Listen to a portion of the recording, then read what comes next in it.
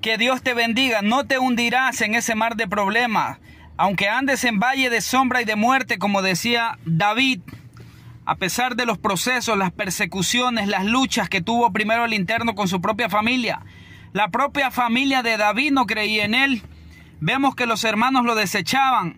Sus padres lo tenían cuidando ovejas. Y se dice que en esos tiempos el que cuidaba ovejas lo miraban como de menos. Era el más pequeño de la casa. Estaba cuidando ovejas. Estaba ya en el campo. Las tareas que nadie quería hacer, que sus hermanos mayores no querían hacer, David las estaba haciendo.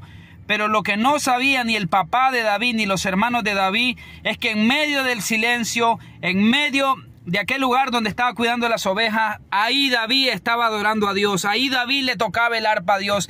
Ahí David se deleitaba en la presencia de Dios.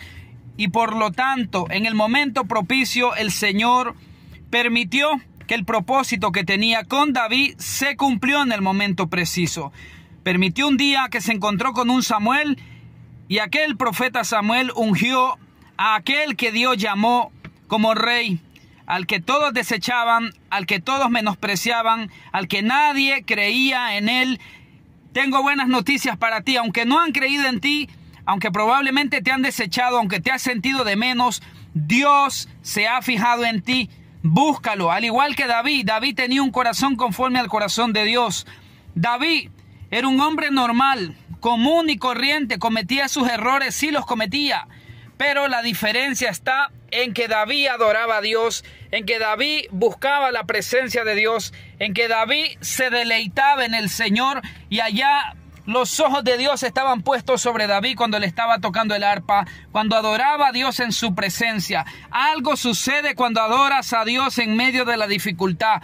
Los cimientos van a ser removidos en el nombre poderoso de Jesús. Cuando Pablo y Silas adoraron a Dios allá en medio de la cárcel, dice que los cimientos de aquella cárcel fueron estremecidos y llegó la victoria de Dios, en los cuales salieron libres estos hombres que los habían metido por haber hecho la obra del Señor. Dios se ha fijado en ti. Adora a Dios como David, adora a Dios como Pablo y Silas, y verás la gloria de Dios en tu vida. Así que no todo está terminado. Tú joven, tú señorita, tú mi amado hermano, amigo, amiga que estás por acá, Dios no ha terminado contigo. Sabemos que estos días son difíciles, sí, en los cuales la mayoría de personas piensan de que esto es religión, de que esto es aburrido. Déjame decirte que no es así. Déjame decirte que yo también pensaba de esa manera. Busca a Dios, entrégate al Señor, no importa la edad. Por eso dice la Biblia